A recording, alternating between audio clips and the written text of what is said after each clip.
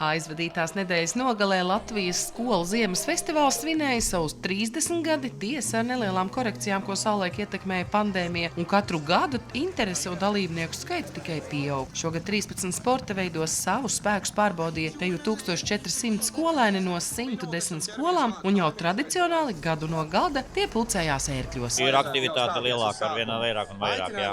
Mums ir tradīcijas, distaņu slēpošana, biatlons, tagad Ragaviņās piedalāmies pirmo gadu arī diska golfā, tā kā plašāks loks paliek. Ļoti labi laika apstākļi.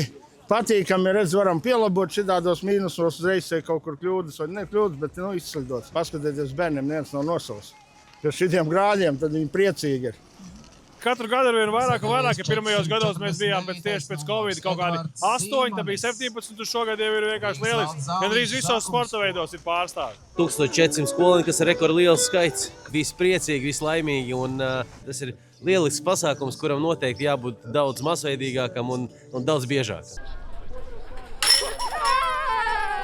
Un mēs esam lepni un priecīgi par to, ka mēs varam šāda veida spēles saorganizēt. Un vislielākā pateicība ir tieši tiem melnā darba darītājiem, ka tas entuziasms mūsu cilvēku ir nenovērtējams. Par visu domājam, lai silti, lai ir paēdināti, lai mūsu skola var uzņemt visus šos dalībniekus, lai viņi var sasildīties vai liederīgi pavadīt laiku, kamēr gaida startus.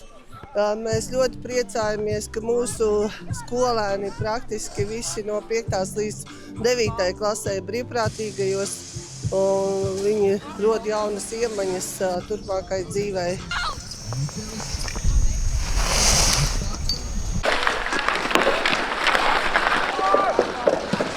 Šeit ir izcila infrastruktūra, šeit ir izcila organizatora komanda, un jaunieši grib uz šejieni. Par 200 vairāk kā pagājušajā gadā, tas nekas, ka -20. Un tas liecina, ka šis ir svarīgi un jāturpina attīstīties, uzlabot infrastruktūru, kas jau notiek gan skolā, gan Prieškalnā, un noteikti tam ir tendence tikai augt un palikt arvien labākam, ja Dievs mums lūdzinās ar laiku. Vēl tikai jāpiebilst, ka pasākums šogadu laikā kļuvis par ērgļu sporta dzīves neatņemamu sastāvdaļu, un kā uzsver paši ērglēnieši, teju visi ērgļu skolēni 28 gadu laikā ir bijuši gan kā brīvprātīgie, gan sportisti. Paldies jums! Džeki, tiekamies nākamreiz! Sandra Zariņa, Andris Milnis, RTV.